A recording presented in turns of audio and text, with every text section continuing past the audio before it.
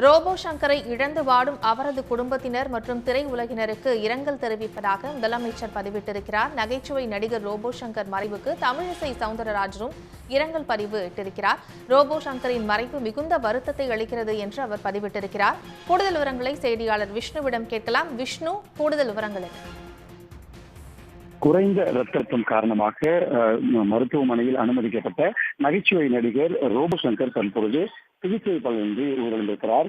இவர் கடைசியாக கடந்த திங்கட்கிழமை காஜில்லா என்ற புதிய படத்தின் படப்பிடிப்பில் கலந்து கொண்டு நடித்து வந்திருக்கிறார்.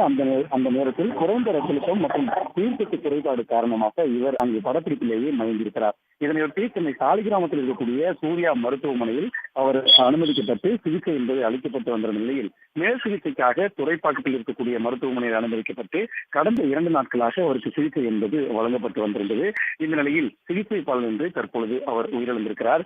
இந்த அவரின் மறைவுக்காக தமிழக முதல்வர் மு.க. ஸ்டாலின், அதே போல மக்கள் நீதி மய்ய தலைவரும் நாடாளுமன்ற உறுப்பினருமான கமல்ஹாசன், அதே போல தமிழிசை சவுந்தரராஜன் உள்ளிட்ட அரசியல் தலைவர்களும் தற்பொழுது அவருக்கு அந்த எக்ஸ்தல பக்கத்தில் இரங்கல் என்பதை தெரிவித்து வருகிறார்கள். அதே போல திரைப்பட இயக்குனர் வெங்கட் பிரபு அவருக்கு இரங்கல் என்பதை தெரிவித்திருக்கிறார். நம்மோடு நமது சேனலில் இணைந்து அவருக்கு இரங்கல் இயக்குனர் எழில் அவரும் இரங்கல் தெரிவிக்கிறார். இது போல பல திரைப்பிரபலங்கள் அவருக்கு தற்பொழுது இரங்கல் என்பதை தெரிவித்து வருகிறார்கள். இவர் கடந்த 2007ஆம் ஆண்டு ஜெயம் ரவிமோகன் நடிப்பில் வெளியான அந்த தீபாவளி என்ற திரைப்படத்தின் மூலம் திரைத்துறையில் அறிமுகமானார். இவர் அதனைத் தொடர்ந்து புலி, அதே போல மாரி, வேலைன்னு வந்துட்டா வெள்ளக்காரன் உள்ளிட்ட பல்வேறு திரைப்படங்களில் நடித்து கவனம் பெற்று தனக்கென தனி ரசிகர்களை இவர் பிடித்தார். தொடர்ந்து அவர் திரைப்படங்களில் கவனம் செலுத்தி வந்த நிலையில் அவருக்கு 2 ஆண்டுகளுக்கு முன்பாக இந்த மஞ்சள் காமாலை என்ற நோய் என்பது ஏற்பட்டிருந்தது.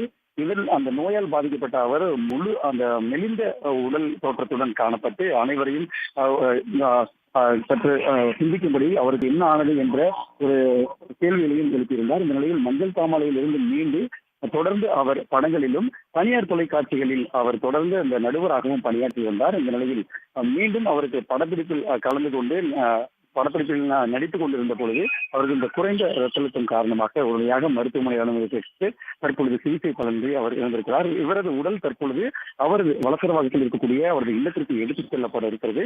நாளைய தினம் அவரது இறுதி சடங்குகள் நடைபெறும் எனவும் அவரது குடும்பத்தார் தரப்பில் தெரிவிக்கப்பட்டிருக்கிறது. உடனுக்குடன் செய்திகளை தெரிந்து கொள்ள சன் நியூஸ் பெல் ஐகானை கிளிக் பண்ணுங்க.